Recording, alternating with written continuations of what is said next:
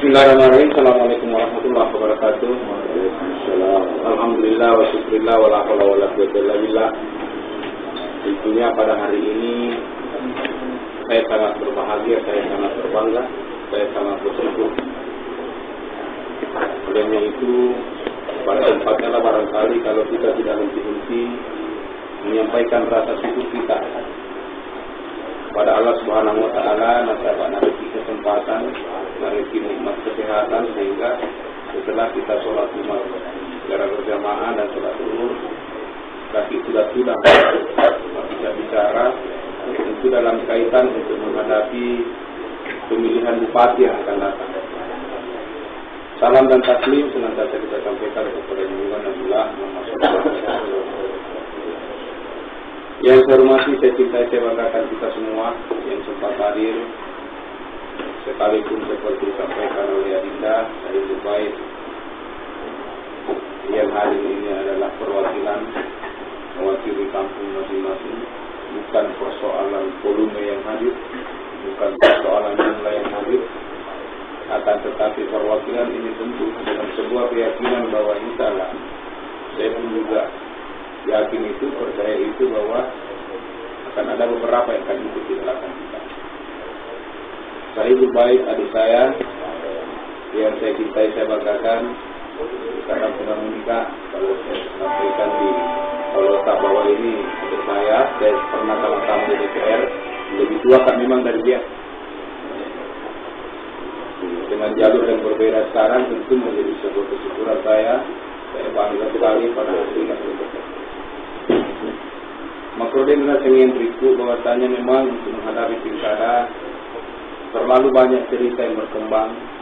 Mereka cerita tenaga nanti berkucuci penghubungan, kucuci berbonekan, kucuci di wajah nih. Kata mereka ada 5 miliar, kata mereka ada 7 miliar, kata mereka ada 10 miliar, alhamdulillah misalnya. Semua itu tidak ada yang benar. Ya, kau pikiran reality ini, alaikum bawa punawanawai, atau keluarga pun ikut pikir, tidak akan mungkin saya maju. Saya maju ini risiko yang saya hadapi. Saya mundur dari jabatan yang saya punya. Misalnya zaman-zamanku sebagai pimpinan DPR. Saya masih pimpinan Dewan di Maros. Jadi kira-kira kalau pimpinan DPR sih untuk penghasilan lebih dari cukup. Nah, kupusalai kalau pimpinan DPR kira-kira bakal lama mengabuh apa? Disitulah menjadi perenungan pertama. Tidaklah mungkin saya main-main dengan jabatan yang masih 4 tahun yang saya tinggalkan. Semua penghasilan yang ada di situ saya korbankan, saya buang lebih hanya karena kecintaan saya kepada daerah ini, lebih karena kecintaan saya kepada masyarakat. Yang kedua, nasib mas saya dua aja, karena masalah yang ke 5 miliar, 7 miliar, 10 miliar. Kira-kira nak di wajah-wajah makwa loh. Kamu lupa gak kira-kira rupaku mau di mana? Karena kalau itu yang terjadi, tentu upah tunai lima bisa gitu.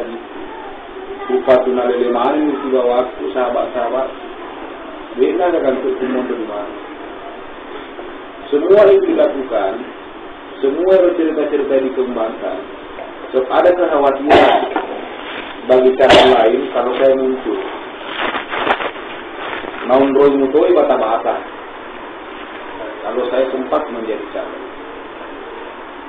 Kalau saya mau jadi boneka, tidak mungkin calon lain berusaha keras untuk menutup pintu yang akan saya masuki. Sangat luar biasa pertarungan sehingga saya lolos. Dan salah satu korban yang ditutupkan pintu adalah Adinda Nur Hasan. Kenapa Nur Hasan tidak maju? Karena pintunya ditutupkan. Itu juga yang mau dilakukan kepada saya. Akan tetapi lainnya Tuhan anak Tuhan mengatakan dengan perjuangan yang keras tanpa mengenal lelah. Dalam perjuangan itu bisa dikata 3 hari 3 malam saya tidak tidur untuk mendapatkan pintu itu, sehingga alhamdulillah saya bisa menjadi calon. Setelah saya jadi calon, coba saja terceritai.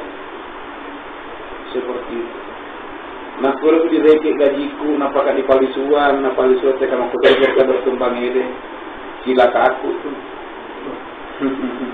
Belum ikut tuh. Kalau cuma itu yang terjadi, pegang ikut taruh lupa. Semua itu dilakukan supaya orang-orang yang mau bergabung dengan saya tahan. Nah, kalau kita lemak gabung lokal ini, karena memang ada yang berbeda antara saya dengan pendahulu kita. Tujuan perjuangan saya dengan dia beda, sangat jauh berbeda tujuan saya. Kalau saya mau, bukan Andi Toto yang ditemani pasangan. Jujur saya sampaikan kepada kita dari awal, kata tawari saya untuk menjadi wakil ini. Itu berkali-kali kita cicil. Akan tetapi si Pak Erik dan si Lutu, prinsip perjuangan saya beda. Termasuk Pak Gubernur meminta saya pasangan dengan Hatta. Saya tolak.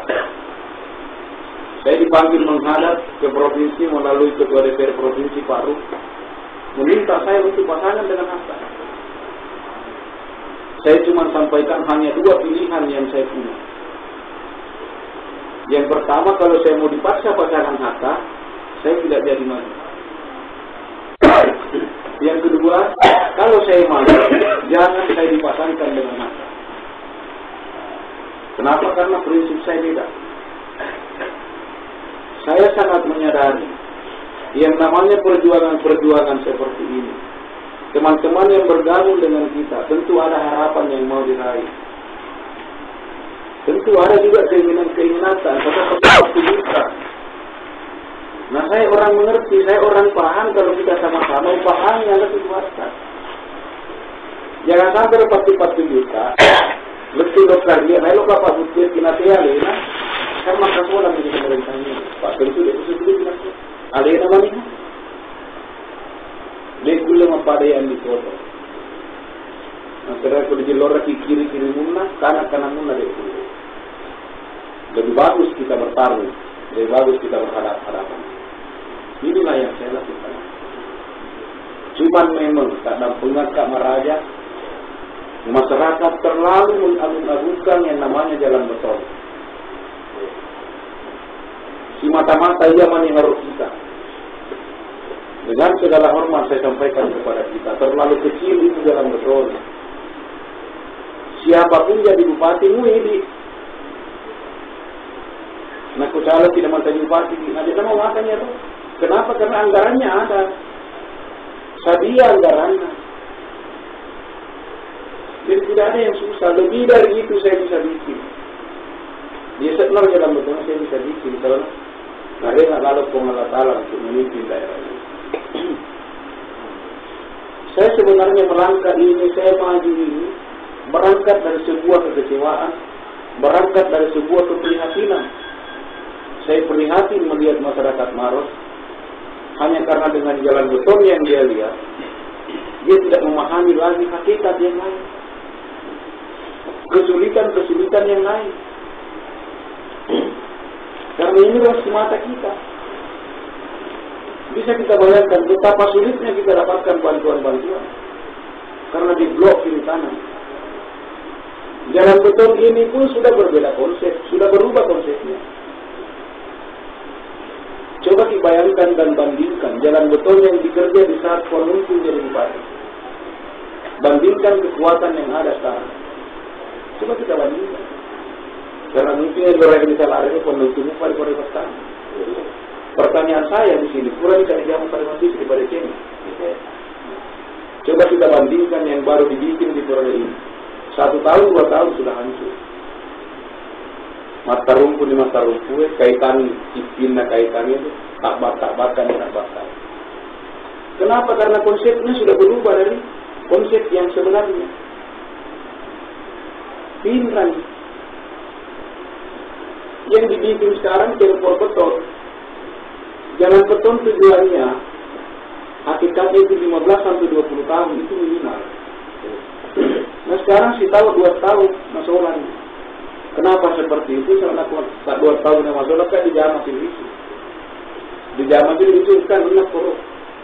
Saya minta maaf. Semua inilah yang membuat saya harus melawan kesan yang ada. Belum lagi namanya bantuan traktor-traktor. Saya minta maaf. Mudah-mudahan dia sama-sama di kota. Traktor yang semestinya gratis. Kita bayar 7 juta atau 8 juta baru dapat. Padahal barang itu barang gratis. Masyarakat mengatakan nih, pakai infonya ya, barang traktor itu 20 juta atau 10 juta. Nah, begitu itu aja. Padahal sebenarnya itu gratis tapi ditahan. Kenapa? Karena model pemerintahan kita sudah berubah. Dari sosial oriented berubah menjadi profit oriented. Berubah menjadi penghasilan. Semuanya dihitung dengan uang. Seperti itu. Jadi tolong hati-hati. Jangan salah dalam menentukan arah, jangan salah dalam menentukan langkah. Sekarang ini ada 3 pasang calon. Nomor 1 Iman, Imran, Ustaz Sandi. Nomor 2 saya, pasangan hadir. Nomor 3 adalah Hatta. Kenapa Iman nomor 1 ini muncul? Karena Hatta sangat yakin melebokkan apa pada Nur Hasan. Dia mau tutupkan saya itu pertama dia punya hitung-hitungan kenapa Iman muncul. Seandainya saya tidak maju, berhasil juga ditutupkan pintu, maka cocoklah berita yang selalu berkembang di media sosial bahwa pilkada ini sudah selesai sejatinya. Sudah game over pilkada ini. Iya kalau saya tidak maju. Kenapa? Karena yang itu di Hatta si bawa Imran, lawan ada si Puipa nih. Karena Hatta dengan ambil si Puipa, ambil si bawa Imran mau terus turun. Anu sedi. Itu tujuan yang pertama. Tujuan yang kedua, kalau Hatta tidak bisa dilantik, kalaupun menang, maka ada lawan saya. Makanya dia punya keinginan untuk menumpahkan suara pemenang. Karena Hatta belum tentu dilantik, sekalipun menang. Saya sampaikan ini, hati-hati sih dalam menentukan sikap. Dan saya tidak pernah takut bicara. Belum tentu Hatta dilantik walaupun dia menang. Hatta sekarang sadar bahwa dia berat. Makanya itu drama Senin ditotok itu. Andi Toto sangat menyadari peluangnya Andi Toto untuk jadi bupati terbuka. Sangat terbuka. Karena berdasarkan aturan kalau Hatta sandung maka Andi Toto yang nanti. Jadi dia pun tidak ada kekompakan. Saliyum militas masih tapi di dalam akan rusuh. Kenapa? Karena Hatta tidak pernah ada dalam kepalanya bahwa Andi Toto menjadikan bupati. Kenapa? Karena tidak mungkin dia stay ketika Andi Toto sudah naik. Beda kalau Imran yang naik, karena sudah naik Pak. Jadi di sini terjadi pertarungan di internal mereka. Jadi kita harus hati-hati. Seperti itu. Ini selalu dimunculkan banyak cerita. Dari tadi dia mau bendung saya. Dia katakan pilkada sudah selesai. Dia punya survei sudah 90%. Ya kalau saya survei saya 90%, ngapain saya bodoh-bodoh cerita orang? Lebih saya tinggal tidur, tinggal diam, tinggal menerima tamu. Kalau sudah 90%, ngapain lagi kita bikin seperti itu? Itu satu tanda bahwa dia pun galau, dia pun ragu, dia khawatir dengan kemunculan kita. Dan dia sudah hitung. Tanpa sadar dia katakan bahwa saya tidak kencang. Bahaya. Saya kencang, belum tentu saya bilang. Sekarang dia ada di persimpangan. Dia dengan tegas dia katakan apa sendiri mau. Saya kencang, belum tentu saya bilang. Saya tidak kencang, jangan sampai berpikir yang memang. Seperti itu. Bagi saya kau kencang pun salah saya menang. Apalagi kalau tidak kencang. Amin. Insyaallah. Tidak mungkin saya mundur dari jabatan 4 tahun. Kalau saya tidak punya hitung-hitungan menang. Saya dengan Haji Sudirman dua-duanya anggota Dewan, saya pimpinan Dewan, masih 4 tahun jabatan. Tidak ada gampang saya tinggalkan posisi itu. Kalau dia tidak punya hitungan untuk menang. Sekalipun tujuan saya, hakikat perjuangan saya, mau sekali maka pasti berubah keadaan. Mau seperti itu nak indra yang menjalannya keadaannya. Tapi kalau tidak ada ruang yang untuk menang, ya udah sabar dulu nanti ke depan. Kan begitu. Karena tujuan perjuangan saya di dunia adalah peningkatan kesejahteraan rakyat. Namun lelah dengan itu. Saya pernah kodek kata dalam masa. Bunuh diri kan namanya. Tembok Cina di depan. Bunuh diri kan. Tapi nasabah secara rendah, mungkin jalannya dibuka karena ada Tuhan kepada saya berdua. Ada jalannya untuk saya bisa cepat memperbaiki ini Maros, karena Maros ini casing ini minta maaf. Cepat ada jalannya. Tembok Cina yang ada di depan itu tembok Cina yang tidak diplester. Bisa dikasih roboh. Bisa. Sehingga saya bersama Yudi, Haji Sudirman, kita bertekad aja nih, kita bismillah, hitungan kita bla bla bla, kita menang di sana. Saya hanya berharap kepada kita semua. Surilah kiranya dicapak sempajata. Di saat tangan kita menengadah kepada Tuhan, kasihlah waktu kita 1-2 menit. Tolong dalam tangan ketika diangkat terputar-putar itu pasangan nomor 2. Insyaallah, memuari bisa selamat dalam perjuangan, kita bisa berbuat sama-sama. Pasangan nomor 2 akan kembali ke kita. Lalu jangan lagi pernah lagi. Akan kembali ke kita. Tidak ada lagi blocking. Tidak ada lagi. Semua akan terbuka. Tidak ada penekanan. Demokrasi kita sudah hancur. Kemarin, beberapa minggu kemarin saya dialog dengan beberapa PNS. Tidak usah saya sebut. Karena ini rata-rata pejabat eselon 3. Ada sekitar 20 orang saya buka forum. Saya diskusi dengan mereka. Dia tanya ke saya, ada salah seorang di eselon 3, tajam menurut saya. Tajam dan menyinggung. Dia tanya ke saya, Bang, kenapa sih berani sekali masuk? Nah ini harta sangat kuat. Dia berhasil. Bayangkan dia mendapatkan piala Adipura yang tidak pernah didapat oleh Maros. Dia mendapat penghargaan kurang lebih 20.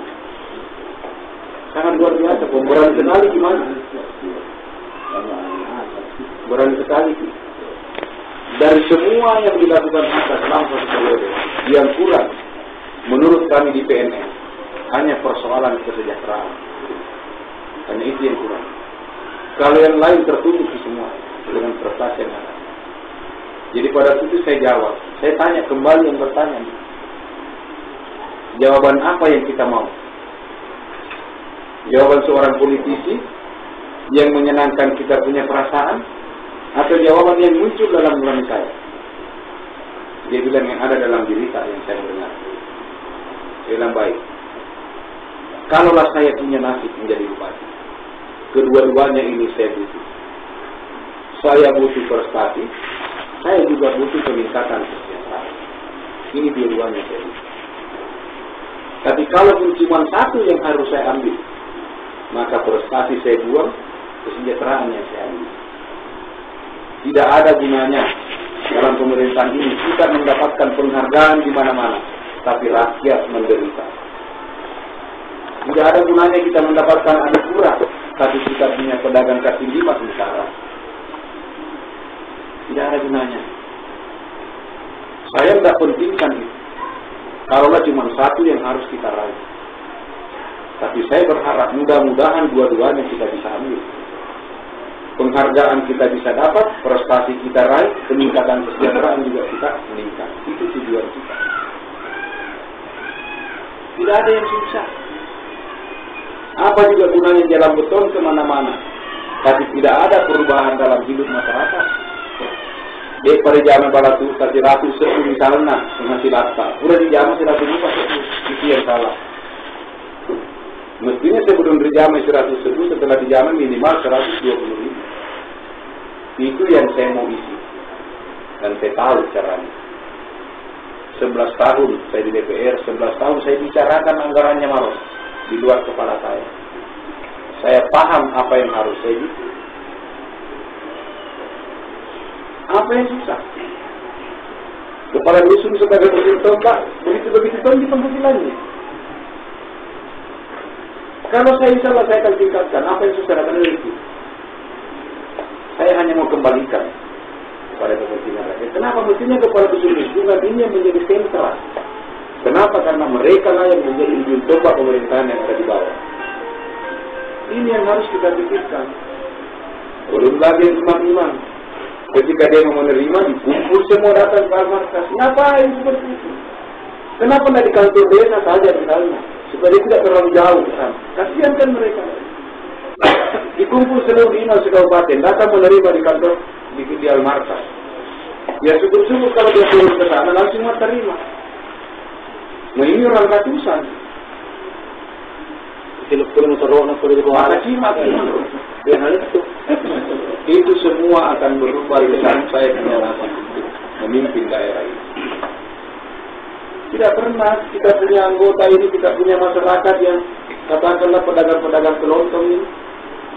Kapan mereka bisa tersentuh untuk peningkatan kesejahteraannya? Kapan? Kenapa? Karena bantuan UKM yang anggarannya miliaran, dia dari rata ya loh. Tidak. Dia dapatkan ini yang 2 di hanya 5 kali dengan 5 kilo. Hanya itu yang dapat. Bantuan kepada kelompok tani, jelas-jelas anggarannya turun 100 juta misalnya. Turun 100 juta, substansinya 100 juta. IPK-nya 100 juta. Tapi yang nyampe ke kita mungkin 80-70 juta. Apa yang begini kita mau? Kalau saya punya nasib, berapa di kwitansi, segitu juga yang sampai di kita. Gak akan ada yang dipotong 1 sen. Gak ada. Amanah orang tua kami kemarin ada 3 yang disampaikan ke kita. Kalau Anda terpilih memimpin Maros, ada 3 amanah yang harus kalian lakukan. Yang pertama, jangan korupsi. Yang kedua, benahi pemerintahan. Yang ketiga, berpihaklah kepada rakyat. Sekarang kita punya opini BPK dalam pemberian opini, pemberian pendapat BPK dari sisi keuangan, karena apa biasa baca mungkin balihonya ya. Kita clear and clean. Tidak ada mikala itu. Tidak ada mikala. Opini yang paling tinggi nilainya bahwa Maros ini bersih sekali. Tapi kenyataannya sungguh pukulan berat pada tidak disapui kuota upaya.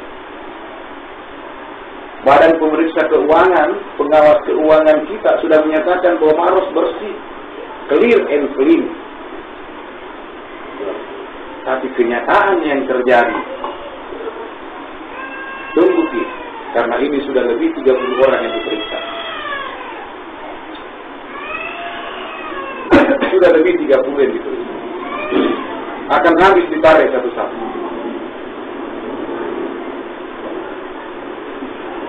Di situ kita harus hati-hati. Di lampu jalan ini minta maaf, sudah ada 5 yang menjadi tersangka. Salah satu kemarin meraung-raung menangis ketika sudah diperiksa dia korban.